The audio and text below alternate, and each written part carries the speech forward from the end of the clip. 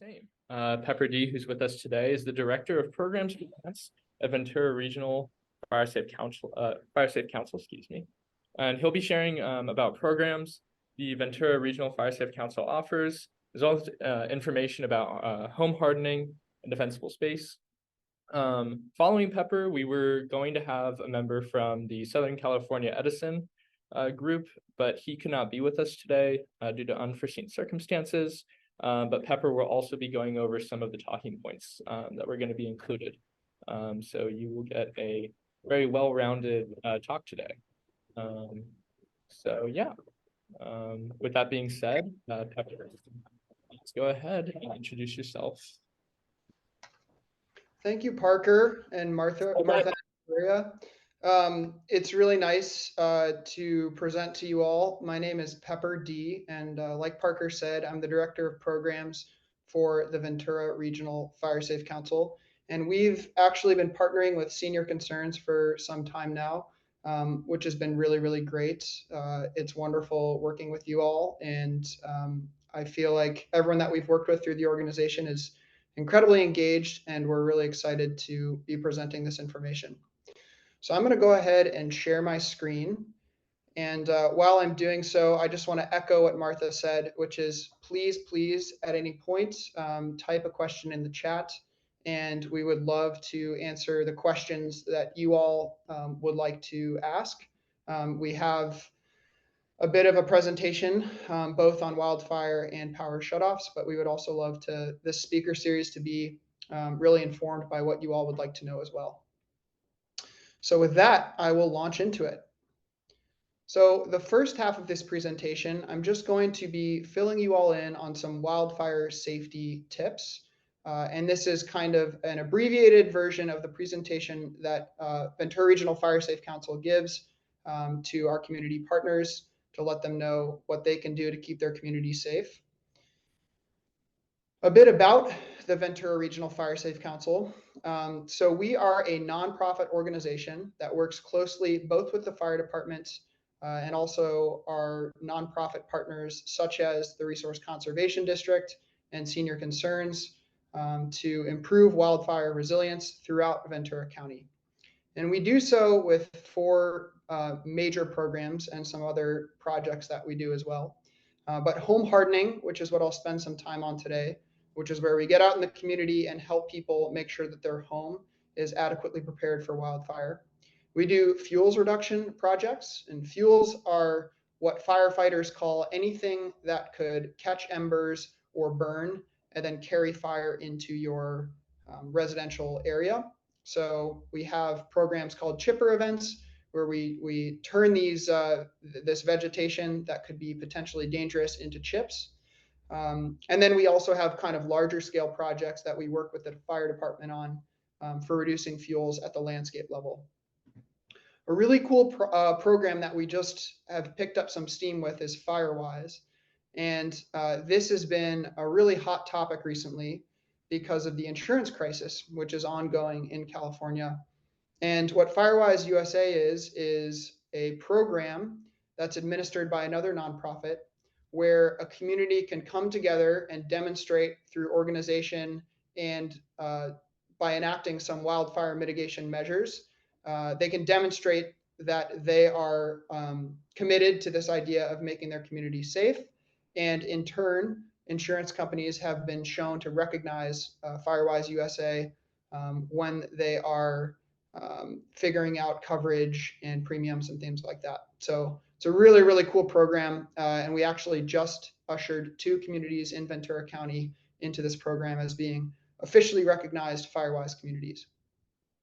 And then the last thing we do at the Fire Safe Council is basically what we're doing right now, which is education. And we do this in person and also virtually like this webinar. And then we also like to tie education into everything we do in the field, whether it's a home hardening assessment, whether it's a chipper day or fuels project, and certainly when it comes to FireWise. This is by no means comprehensive. We've also spent a lot of time with planning for fire prevention in the county and various other programs, but these are kind of the big 4 things that we do. And then I suppose a little bit about me. I'm a program director at Ventura Regional Fire Safe Council. Prior to this job, I was actually a teacher, and I've been working in this field for about a year and a half. So launching right into fire science, I think the big takeaway, and that's been proven time and time again, both in labs and also with real life wildfire examples, is that embers cause the most structure lost during a wildfire. And this can be a little counterintuitive if you're used to thinking about fire as this giant flame that envelops a community. But really what's more dangerous is the constant barrage of embers that accompany these significant wildfire events, especially living where we live, where we have these super, super strong winds. Those embers get carried far from the wildfire front and they can stack up against a structure. And if there's anything for those embers to catch a hold of or get inside a house, that's really where we see the most danger for structure loss. So the bad news is that a home can be far from where the wildfire is kind of at its peak and still burn. And this is because strong winds can carry embers very, very far. There's new data coming out that basically indicates this range could be a few miles. So they can really, really travel a far distance from the wildfire and still lead to a home burning. That's the bad news. However, the good news is that we can take steps to make sure that those embers blowing into our structure don't ignite our home. So we actually have much more power than I think people typically realize when it comes to making sure your home is safe from wildfire. I want to throw this map up, and we all have access to this map, and it's actually in the process of being updated by the fire department. But just want to indicate that this red is all very high fire hazard severity zone, as designated by Ventura County Fire Department and CAL FIRE. And the updated maps are going to indicate even more red than you currently see on this map. So I just kind of want to throw this on there just to say this isn't meant to scare or to alarm, but just to make us all aware that wildfire is a very real threat to us living in Ventura County, and that what I'm about to present in terms of making sure that your home is wildfire resilient is something that we should all really be doing as residents of this zone. If you'd like to look at this map yourself and type in your address, a link to this map is on our website, venturafiresafe.org. So we use this catchphrase home hardening, which maybe some of us are unfamiliar with. And all home hardening is making changes to your home to protect it from wildfire. So it's actively going out and thinking, okay, I know that if an ember would blow into this part of my home, it might catch this flammable item that could then carry the fire to my house. And it's making an effort to remove that flammable item or to change the structure itself so that embers can't catch anything around the home and can't get into your home. And what we're finding in terms of the science is that it really makes a difference how close to the house we're talking. So this immediate zone is 0 to 5 feet from the structure. This is actually kind of the most important place to make sure that your home is fire hardened. Defensible space is obviously very important, and that's defined as beyond that zone. And you can see in this diagram, there are precious few houses in the more densely populated zones of Ventura County that actually look like this, where houses are super spaced apart from each other, and there might be this extended zone beyond 100 feet. In reality, a lot of homes are much closer together, and so really focusing on that 0 to 5 foot zone is important, both because the science has shown that that's the most important zone to protect from embers, but also because a lot of times that's what we can control. And this presentation is all about informing us how we can take steps to control our fire risk. So things that we look for with home hardening are structural weaknesses. So anywhere in your structure where embers could actually penetrate the inside of your home and then lead to your home catching fire. And so gaps, as you can see in the right side of the screen, and also chipping paint, vents that are unscreened. I think that's the next slide. Yeah, so any airflow vents that don't have 1/8 inch mesh over them. These can be really, really hazardous because those are essentially openings for embers to get inside your home. And most of us inside our house have any number of flammable items. So it's really important to keep those embers outside. Roof and gutters is another really dangerous place for embers. And so we want to make sure that roof and gutters are cleaned at all times and that our roof is Class A rated. So this roof is actually asphalt shingle on the left, which is a really good material. But obviously we have these dead leaves that could catch embers. And so it's balancing both the material of the roof and also the condition. And then vegetation management is a big one. And you can see the difference between the home on the left, which is dwarfed by some dead vegetation. And then on the right, when that vegetation is cleared, there's much less on the right side of the screen for embers to catch on to close by the house. So an example of a recent home that was hardened before, we have these dry grasses, which are super flammable. Firefighters call them light flashy fuels. And then after mitigation, we have this hardscape with gravel, low green plants, and this house is much more resistant to wildfire. It should be mentioned that there is still a wood fence connected to the house, which we don't love, but at least the vegetation is starting to get managed. So the easiest way to take a step towards knowing what you can do to harden your house is to schedule a home hardening assessment. And you can do so with the Resource Conservation District. You can also do it with us, with the Ventura Regional Fire Safe Council. And we work together both on the home hardening process and also training. So we're definitely partners in this enterprise.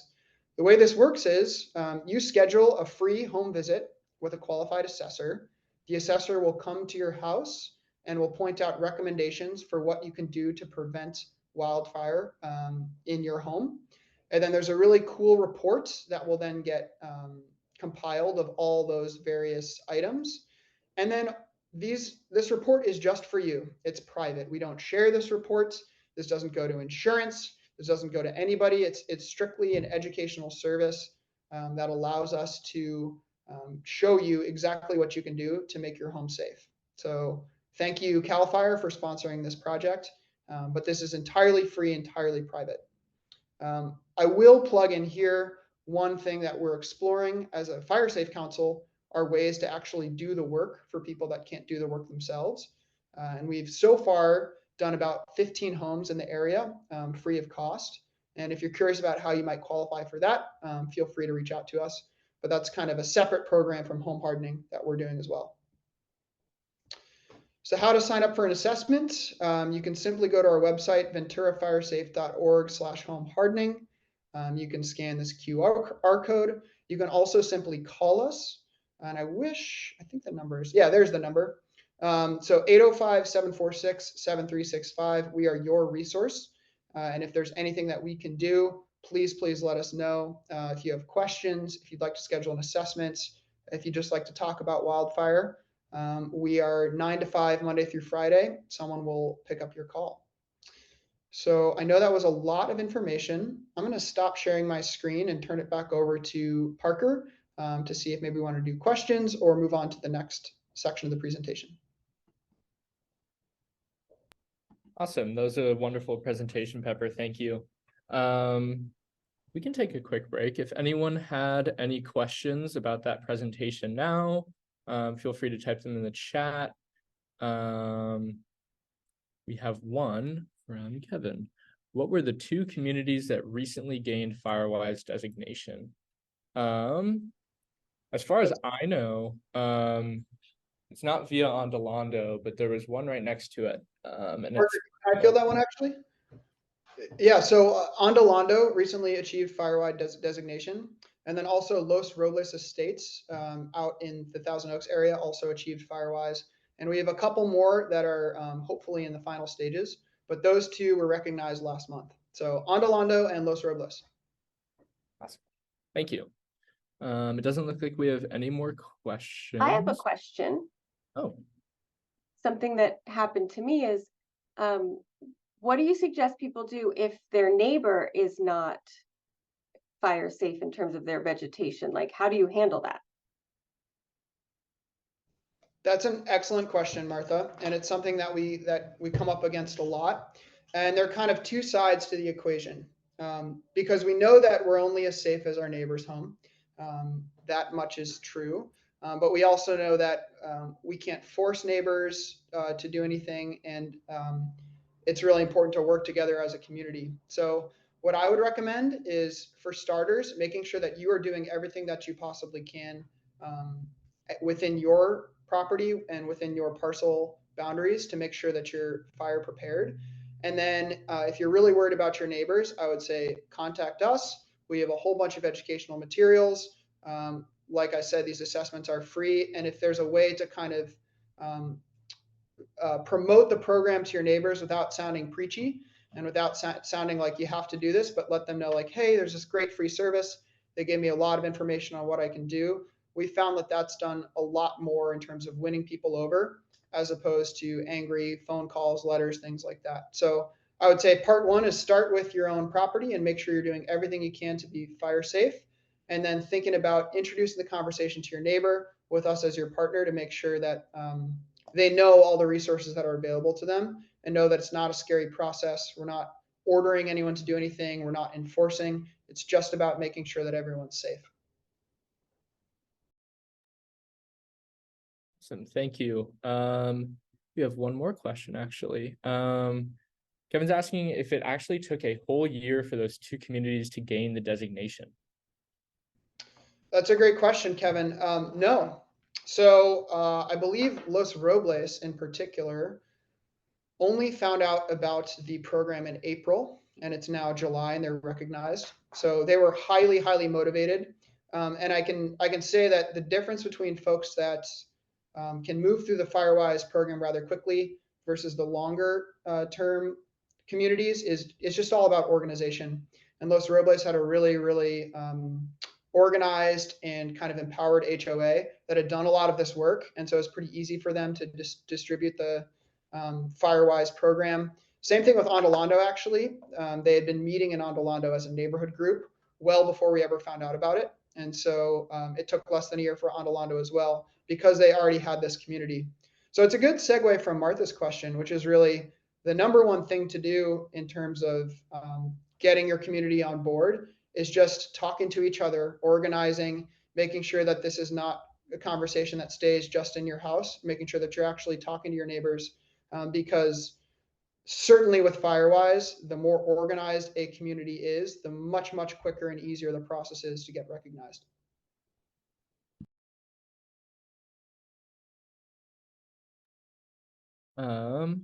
We'll do one more question and then we'll move into your second part of your presentation, Pepper. But Jean is asking, are insurance companies committed to using the Firewise designation in their underwriting process? This is a question we see a lot. Thanks for asking it, because I almost just answered it straight off the bat. So unfortunately, the simple answer is no. There is nothing that we can do, that anyone can really do, to determine, to kind of dictate for insurance companies how they do their underwriting. I will say that this is a pivotal time for insurance, both in terms of wildfire insurance specifically and disaster insurance generally, and that there's a lot of work being done to try and figure out what's fair and how to keep people covered. As far as Firewise is concerned, it's been the only kind of community-based effort that has shown to affect underwriting. And so there might be other programs that come up in the future. There might be other ways that you could go about it. But in terms of like an actual program, it's pretty much it. And it's pretty much shown to lower premiums by around 5%. So it's not huge, but it's definitely something. And we think that this is kind of like the first step towards insurance companies actually recognizing risk and how people are mitigating risk. Because before, insurance companies have a map, and like if you're smack dab in the middle of very high fire, they have a particular policy that's assigned to that. But now with Firewise and with other programs, we're saying, look, I'm doing home hardening. I'm making sure my home is as safe as it can be from wildfire. And insurance companies are actually starting to take that into account. Awesome. Thank you, Pepper. If you're ready, it'd be awesome if you could move into the second portion about power shutoffs. Fantastic. Thanks, Parker. And just to confirm, this is in the same presentation? Yes, the slides should be just underneath yours. Fantastic. Apologies, everybody. I did not realize it was in the same presentation, so I'm just going to call it up really quickly, and then we will be on our way. Any other questions in the meantime? Anything at all? Doesn't look like anybody has any questions, but again, please feel free to type anything. There are no stupid questions. We want you all to feel informed. So, yes. Great. Okay, so I want to preface this again by saying that we were intended to have a rep from SCE talk about shutoffs and how this all works. I am obviously not an SCE rep. That said, I'm rather familiar and they're a partner with us as well. And so my goal is to hopefully answer questions you might have about the shutoff process. So this is kind of like a large slide that demonstrates what SCE does to keep you safe. I think the main takeaway here is that the shutoffs are part of a larger plan for keeping folks safe during wildfire season and when there's critical fire conditions. And it's really important that this option is something that SCE can continue to do because there have been instances of power lines causing fires and causing quite catastrophic fires as well. So I'm going to skip through a couple of these slides to get right to the meat of it. So here's the way this works. So Southern California Edison is going to provide notifications letting you know when a outage is scheduled to occur. And there are a couple of ways that you can sign up to make sure that you get these. And these notifications are both through email, text, and phone call. The link is sce.com/PSP alerts, which is where you can sign up. I believe you could also just call SCE Edison and let them know that you want to make sure that you're getting alerts. And I would imagine you could set your preferences as well. The way this works is it's tough to get actually accurate weather forecasts much more than a week out. So typically the way SCE does it through this alert system is if they see 6 to 7 days out that there are critical fire conditions, they might need to shut off power. They'll let you know in a series of alerts. So just letting you know this might happen. This is probably going to happen. This will happen in a couple of days. And this is happening on this date. So there are several times that they'll check in to let you know that they're going to shut off the power. Oh, exactly. So this is sort of what I was talking about. So 4 to 7 days ahead, they're planning for a potential shutoff. 3 days ahead, they're going to activate the team. 2 days ahead, they're going to notify folks where the shutoffs will be. And then 1 day ahead, they're going to notify that it's happening. And then 1 to 4 hours, there's this imminent shutdown notification. Now, if you need power for a critical function, so be it health or something of that nature, it is SCE's responsibility to make sure that you can continue to receive power in that instance. And so it's really worthwhile, I think, to contact SCE well before this process to let them know, hey, just so you know, I have this machine. It really needs to stay on even in the event of a shutoff, and they'll find a way to get you power through a generator or some other means. And this is kind of indicating what else SCE is doing to make sure that they're keeping everyone safe. Covering conductors is a really big thing because that obviously conductors is what carries power and have a lot of potential for ignition. SCE removes a lot of trees and vegetation from close to power lines, which is really, really important for wildfire. And they inspect power lines and also monitor weather very, very closely. And I think it's worth mentioning that these public safety power shutoffs are really a tool of last resort. So it's when the critical fire conditions are just so, and it's really, really important that no spark from SE equipment can start any kind of fire. And just so we know, generally, this is when the conditions are very hot, very dry, and with a lot of wind. And those are kind of the big three things that we're very, very much aware of when it comes to fire season. And so in this event, the shutoffs would be a thing that SCE would default to. So this is more about how to get informed and stay safe. You can visit the SCE website, attend a community meeting. You could also call them. I think everyone should sign up for PSPS alerts. I know I definitely am as a Ventura County resident. And then it's also important to, as the third slide here, to be prepared for the event of both a power shutoff and or an evacuation. And this involves having a stay kit if you have to stay in your house for whatever reason, and also a go bag with important documents and basic kind of survival equipment. And if you're curious more about how to prepare for emergencies in general, I'm happy to, and anyone at the Fire Safe Council is happy to run you down on what's required in that instance. So I know that was quick, but I just want to make this really about your questions and what people want to know about SCE and shutoffs.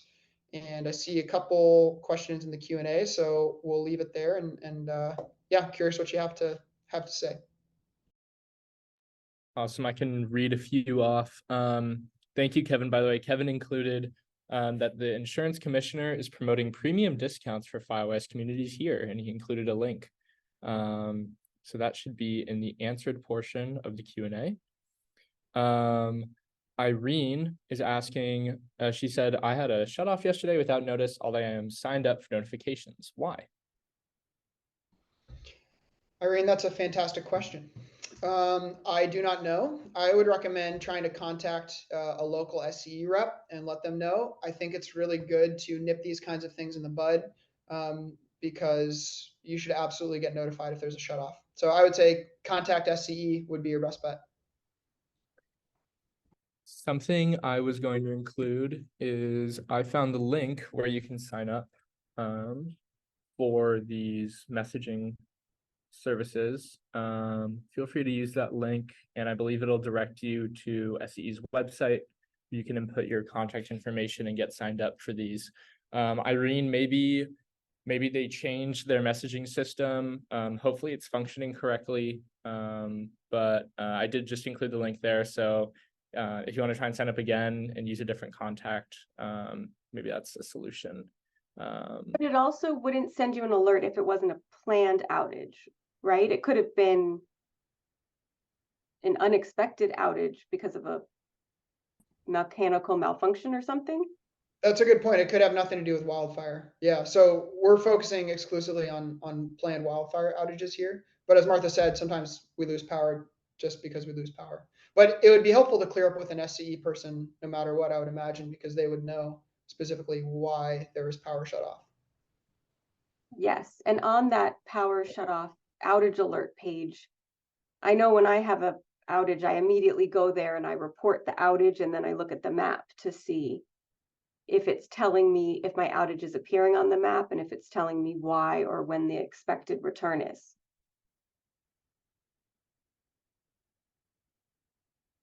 That's a good tool. Well, the Q&A is empty, but we still want to be able to answer any questions. So if there's something lurking in your mind and you're not sure, feel free to ask, and we will try and answer to the best of our ability. I know that a little while ago I did a column and I referenced, I purchased a portable generator for my home. Is that something that you recommend people do? Do you talk about generators at all? That's a great question. We don't typically. I don't see any issue with it. I think it also it still couldn't hurt to contact SCE just to let them know, what your domestic situation is. And then a generator as a second, third option, absolutely. But like I said, if you have like a life altering reason for needing power, it's really, really worthwhile for SCE to know about it. And of course, a generator is a great backup, would be my sense. But we don't officially recommend generators as like this is strictly necessary from a wildfire perspective. From other disasters, of course, generators are helpful. But with a wildfire, if it gets bad, we're evacuating.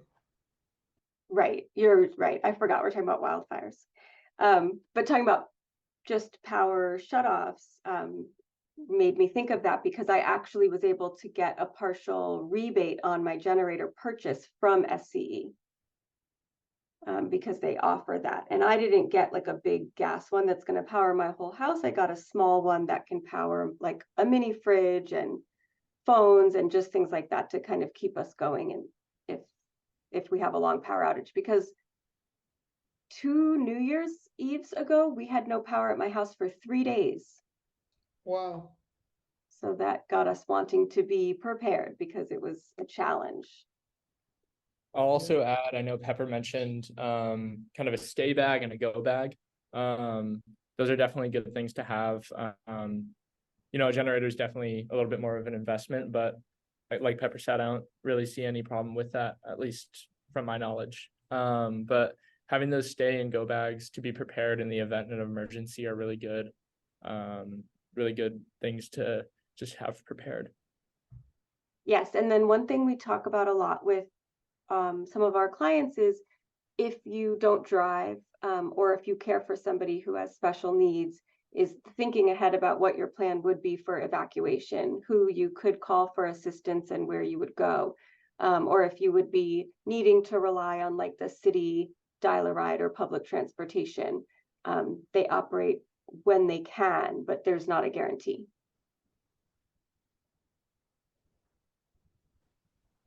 Kevin did mention in the chat as well. He said, I was surprised to learn that SCE is willing to provide free battery backup systems for anyone who can provide a doctor's note explaining the medical need for backup power, even simple devices that help with sleep disorders. So if anyone needs that helps out anyone. I didn't know, I wasn't aware of that. So thank you for that information, Kevin. Yeah, and I guess on that note, I think I'm not exactly sure where the line is in terms of what's a necessary medical device versus what they don't deem necessary. But I think the best way to figure out where that line is again talking to SCE. For example, I don't know if sleep disorders would qualify, but maybe they could.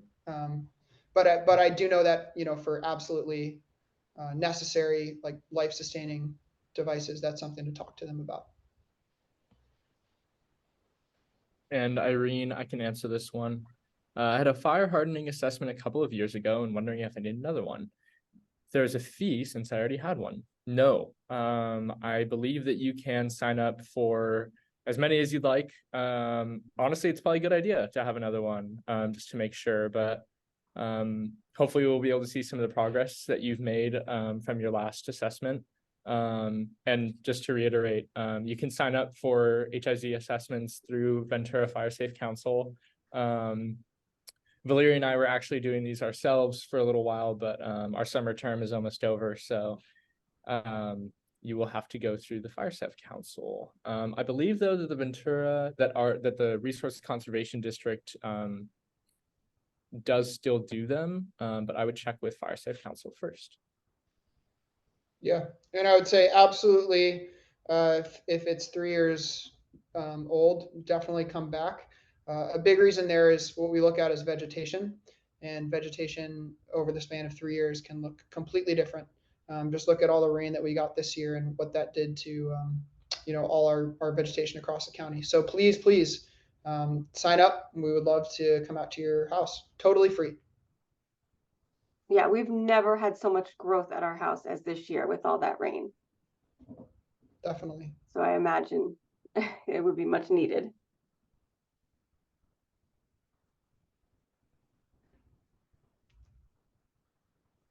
Any other questions from anyone?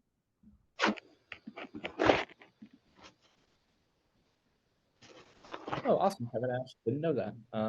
You're a VCRCD director, but yes, we are more than happy to have help this summer. And on a little last note, if you are interested in more resources or would like to meet Valeria and I in person, I know, super exciting.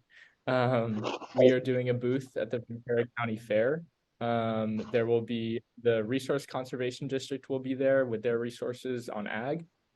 And then we will also have a booth set up about defensible space, and we will have we'll have a sign up there that you're going to be able to sign up for HIZs and sign up for a newsletter, so you can get more involved if you'd like to be. So yeah. And we'll be there too. Yeah, a lot of great community representation there. Pepper, I think you'll actually be right next to us or in our same little area, so that'll be cool. Fantastic. Well, All right, wonderful. well- Thank you guys all so much. Sorry, I didn't mean to step over you. No, it's okay. We were recording this seminar, so I will send it out to everybody that registered as well. So you have a chance to listen again or send it to someone else, like maybe that neighbor of yours that might benefit from it. Yes, and thank you so much for joining us today for our virtual wildfire speaker series. These are held every few months, and you can stay tuned for the next one by visiting vcrcd.org/vcwc. I will type that link in the chat right now. We just wanted to thank you for coming out, and this was great. I hope we taught you something you've never learned before, or just reiterated something for you. Okay, thank you all so much. Have a wonderful afternoon. Thank you. Take care.